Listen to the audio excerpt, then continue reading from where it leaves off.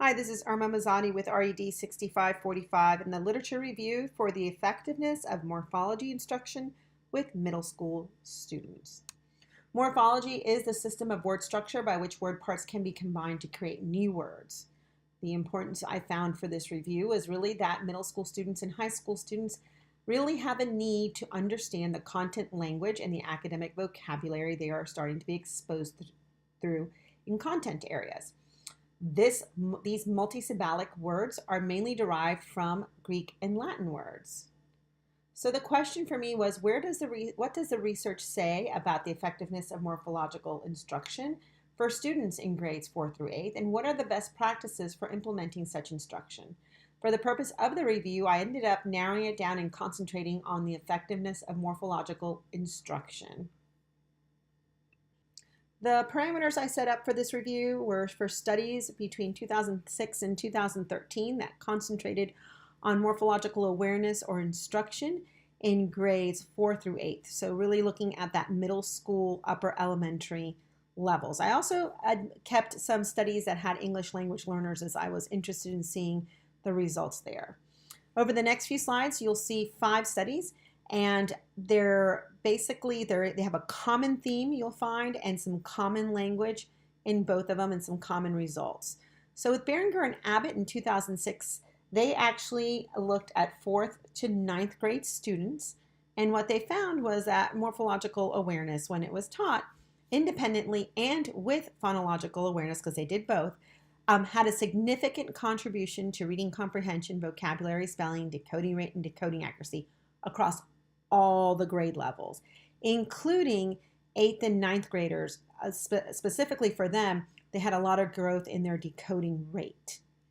They suggested at the end of their study that there should be some further research on the most effective instructional techniques to administer or to instruct morphological awareness. Kiefer and Lasau, I had 2 studies I looked at here. One is from 2007 and one is from 2010. The overall theme really for both of them is that they looked at how students break down words. And in the first one in 2007, they really worked with 4th and 5th grade students. In 2010, they concentrated on students who were in urban middle schools. What they found from both of them was that their reading comprehension grew a lot in both 4th and 5th and the urban middle school. Their study was based on the fact that there is a complexity of vocabulary demands put on our students in middle school and high school for content, language, and academic vocabulary.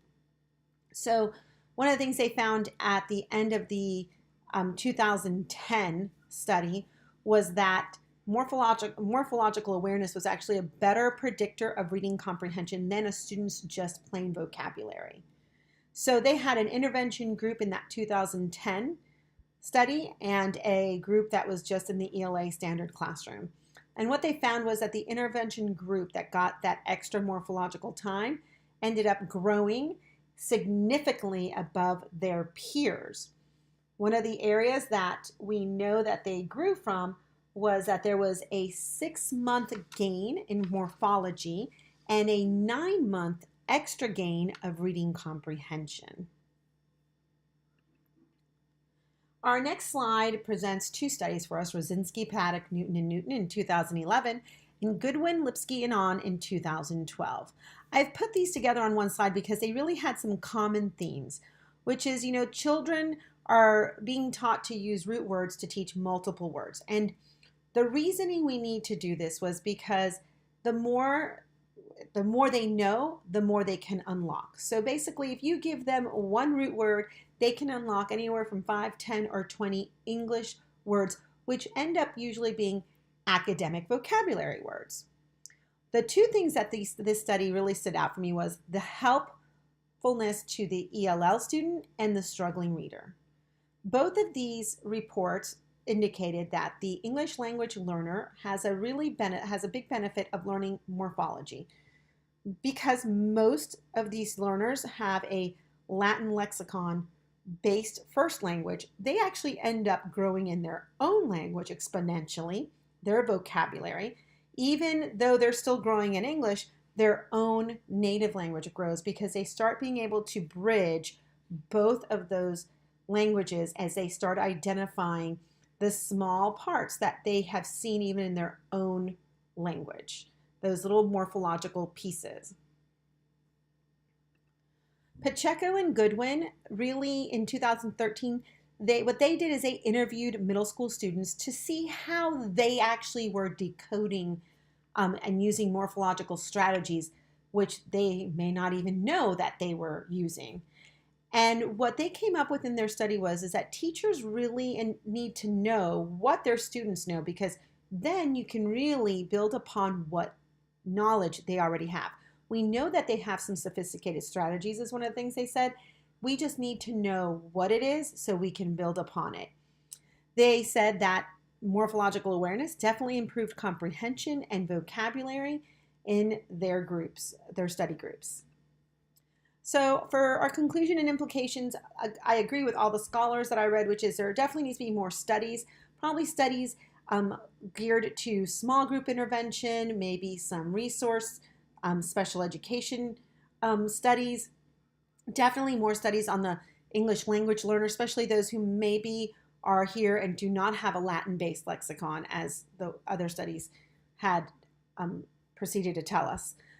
There's definitely a lot of potential to discover, as most of the scholars agreed, of what morphology can mean to our students. But above all, I think what we need is training for teachers.